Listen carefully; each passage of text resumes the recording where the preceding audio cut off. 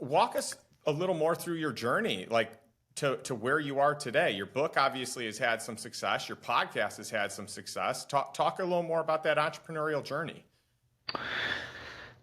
So I got some good advice from a mentor of mine in 2018. I met her the same week I met my wife. Her name is Carolyn Stenhouse. She's a Scottish woman. And she said to me, Laban, in order for you to be successful, you need to spend time around successful people. I know you talk about this in your book a lot as well. And lots of people talk about this because it's a principle, right? It works. And so before I even had the podcast, before I had a book, before I had a platform, before I even knew what the hell I was going to do, I rang Brene Brown. And I called her on January 2nd, 2020, which was January 1st, 2020 in Texas because of the time zone difference. And she picked up the phone and she said, "Hi, it's Brene speaking in that Texas, dulcet tone." And I said, "Brene Brown?" She said, "Yes, it is." I said, "Brene Brown, it's Laban Ditchburn from Melbourne, Australia here." And she's like, "Oh, hi, Laban. How can I help?" A little bit taken aback, right? Because it's New Year's Day where she is, right? And I said, "Brene, the reason for my call is I've been instructed by my mentor that I need to spend time with people that are much further along than I. And I wondered if you'd be interested in sharing some ideas," right? I had nothing, Justin. I had nothing of any value that I could offer this poor woman.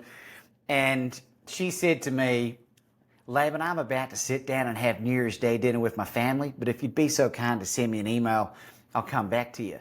Well, blow me down, Justin. She did. She responded about 3 days later. And I'll read verbatim what she wrote because this was a transformative moment in my life.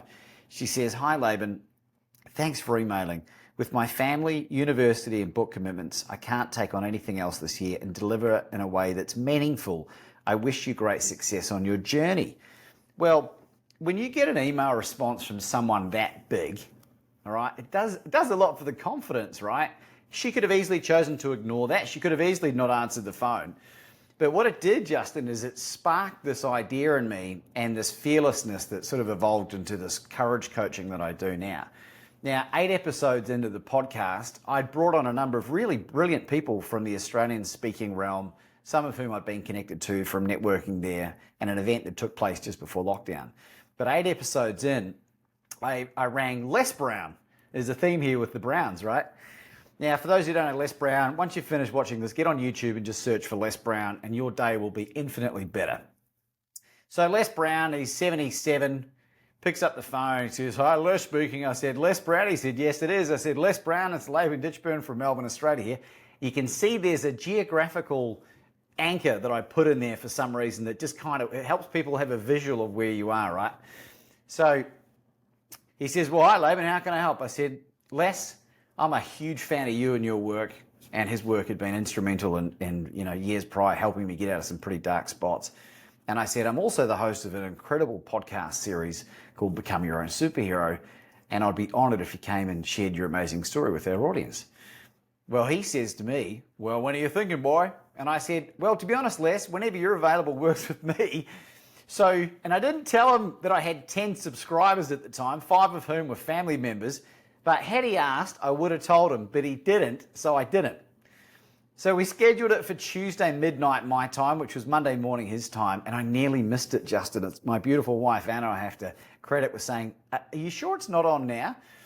And it was, and we scrambled and got it all together, and I had this 13-year-old Toshiba laptop, and it was all in this precarious stand, and we were in lockdown, and he comes on, and I said to him, "Hey, Les," before we even started the podcast, "what do you think of the name of the show, Become Your Own Superhero?"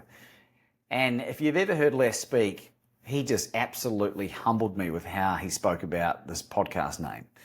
And I was so moved by it, Justin, that I just verbally diarrheaed my story of transformation to him.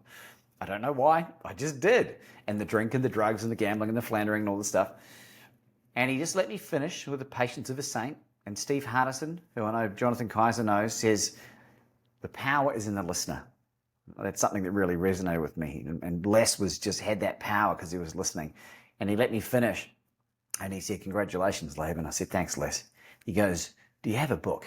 And I go, no, I don't. He goes, if you're going to be a speaker, you need a book to help with your credibility. And I was like, okay. He goes, who was the most influential person in your life when you were 5 years of age? Question I'd never been asked before, Justin, or never even had to think about. And I thought about it for a minute or two, and I was like, actually, despite her many, many flaws, it'd be my mum, someone who I, at that point, had a very dysfunctional relationship with, right? And he said, well, what attributes did you get from your mum? And I thought about it again. I was like, man, she was actually unconditionally loving, and she's tenacious and spiritual. And he's writing all this stuff down, Justin. He looks up at me. He says, Laban, this is a God moment. He said, I'm going to show you how to monetize your passion. For the next 10 minutes, he reads back to me the blueprint for this book he wants me to write called Bet on You.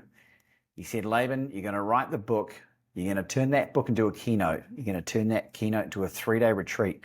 And even if you muck this up, you're going to make 6 figures in the next 12 months. He says, and I'm going to interview you on my platform with 4 million followers. And I'm going to write the foreword to your book.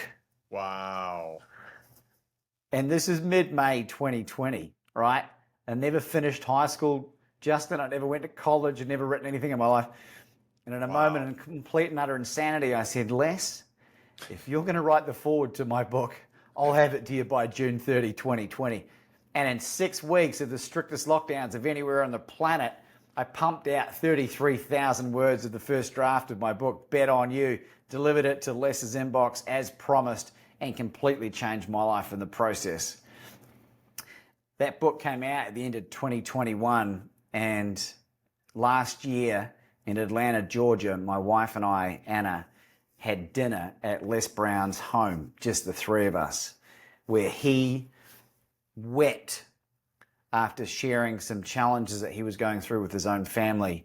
And my wife and I were able to share some ideas that we had that were helpful to him in his words. And the reason I just wanted to share that story was just to show you the power of what can happen when you lean into your divine God-given gift. You know you're on the right path because you'll get some really great indicators, and then you know that you can serve these people at the highest level possible.